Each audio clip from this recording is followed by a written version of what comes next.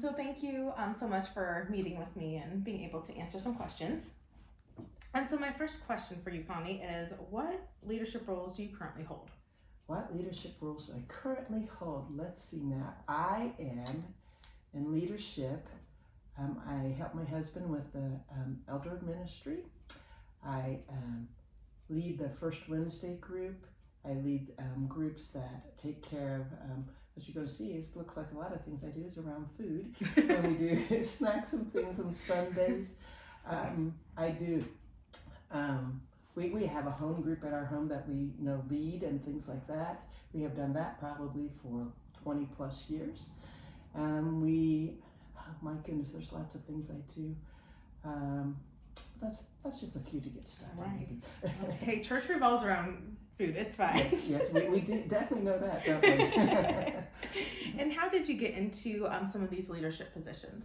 Oh my goodness. I'm going to say the very first time I ever got into a leadership position around one thing, a friend and I, when our kids were little, we didn't have a mother-daughter banquet, and we wanted to start one, and so we did. And we had 400 ladies and kids attend that first year. So, planning the food and all that thing. So, yeah, that was a very, very big thing. And then it kind of evolved from there, that I've helped with a lot of different things. I'm a big part of women's ministry, and you name it, I probably have done it at some point, except for men's ministry. But I do buy food for men's ministry. So you are still involved. Yes. So what does a typical week look like for you? Typical week for me is I come to the office Monday through Wednesdays, and I do a lot of things in the office. I help with the business office a lot there. I help count the money every week from the offering, and I do reports for different people and things. There's letters I help Robbie send out for like first time givers and other people that he wants to send out, things that revolve around the money part of it. And so as you can see, my job is a big variety and things like that. I do a lot of event planning with Adam and Nikki. We kind of have a little group that we meet once a week and we talk about those things. So trying to get them planned in ahead of time. And so then I reach out to my groups that help me with that too. Awesome. So what have been the greatest rewards being in your leadership position? I think some of the greatest rewards are when you see somebody come to church for the first time through it.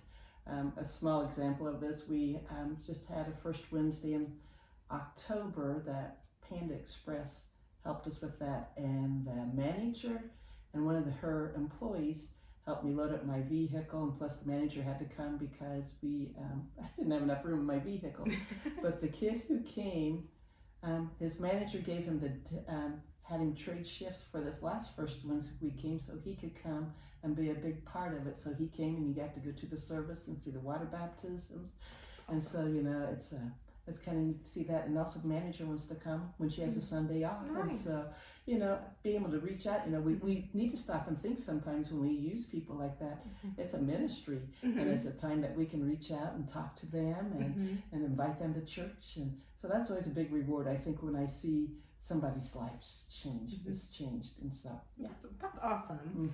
So we talked about the, biggest rewards. What are the greatest challenges that you've seen or dealt with? Oh my goodness, there's lots and lots of challenges. Sometimes the communication might be a little off or something like that. All of a sudden something may get changed and we didn't know about it.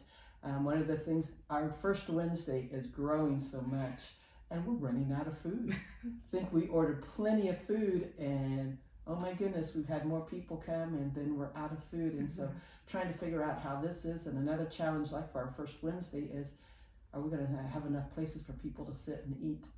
So that's some of the challenges with the first Wednesday right now. But I think it's just the communication a lot of times is probably some of my biggest challenges, because everybody is so busy and trying to get down to sit down. And, sometimes, as you well know, with a text or an email, things don't always get relayed across as well as you could be. So you talked about communication. How do you think that could be improved?